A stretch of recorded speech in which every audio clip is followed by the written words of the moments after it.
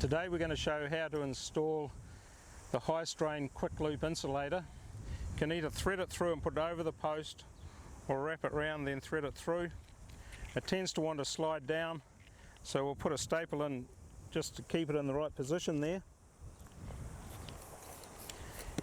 Just tack that staple in just to hold it while you do it. This is made to go over a post up to 8 inches or 200 millimeters in diameter. The thread, put the wire on here. We'll leave about a good 15 inches there. Put a bend in it and do what we call the Mexican hat. So just go past the center of that hole and to the front of the insulator and put a bend in the wire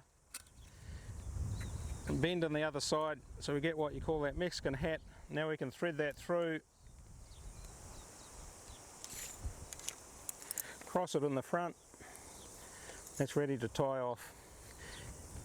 And to help make it a little bit easier, if you step over the wire, then put it over and under your foot and then lean back, keep that wire tight, and now it's easy to do your tight loops.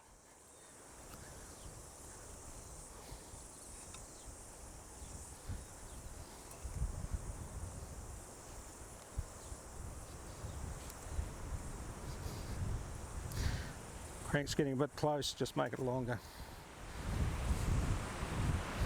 Do your 6 tight loops,